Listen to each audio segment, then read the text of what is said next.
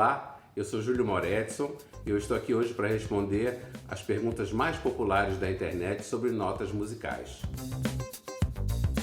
Como as notas musicais foram inventadas? Na verdade, o ser humano pratica a música, a atividade musical, desde a pré-história.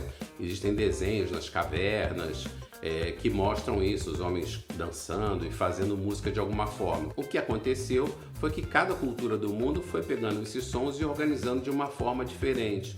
Então não existe uma forma só de organizar os sons, né? Quando a gente fala do mundo ocidental, a gente remete à figura de Pitágoras, 6 séculos antes de Cristo, que era um filósofo, um matemático, um músico e um cientista. Ele começou a fazer experiências para perceber quais sons seriam consonantes, quer dizer, que soavam bem ao ouvido, e sons que seriam dissonantes. Ele utilizou então esse instrumento chamado monocorde, que é um instrumento de uma corda só, e começou a dividir a corda em proporções.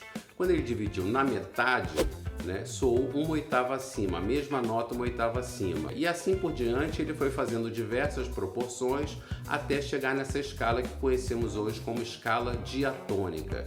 Dia em grego significa através e tônica é a nota que a gente escolhe para ser a fundamental dessa escala. Na Grécia, eles consideravam que o estudo da aritmética era o estudo dos números em repouso e o estudo da música era o estudo dos números em movimento. Mas cada cultura no mundo organizou os sons de sua própria forma. No Oriente, a gente tem escalas com um número muito maior de notas que se dividem de formas diferentes daquelas que a gente utiliza aqui. Como as notas musicais passaram a ser escritas?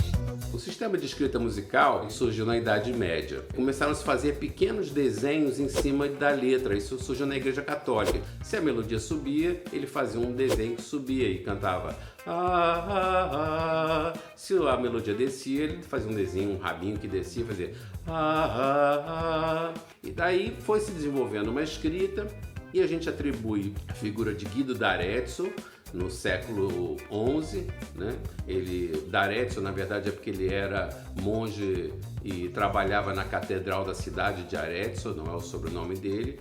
Então Guido, junto com seus alunos, seu grupo de estudantes, procurou organizar um sistema que depois ele escreveu num tratado que foi um dos tratados mais difundidos na Idade Média. Também teve a dificuldade de pensar, mas como é que eu vou chamar essas notas? É a nota que fica acima da linha, a nota que fica abaixo da segunda linha.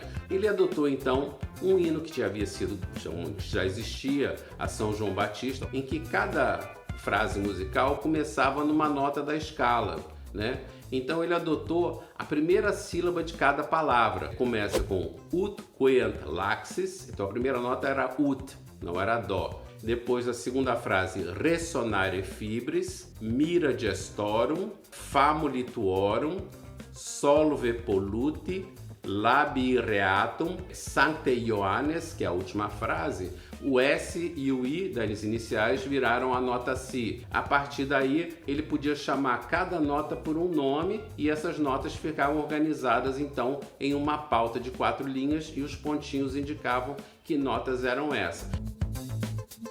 As notas musicais são iguais para todos os instrumentos? Sim, são as mesmas notas.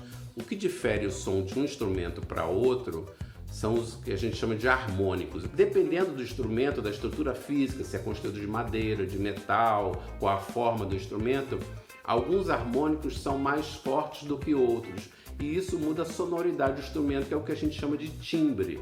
Então todos os instrumentos tocam a mesma nota, mas com timbres diferentes. Se você gostou desse assunto e quer saber um pouco mais, vamos deixar aqui na descrição do vídeo alguns links de vídeos no YouTube e também uma lista de livros que você pode ler e se aprofundar. Um grande abraço.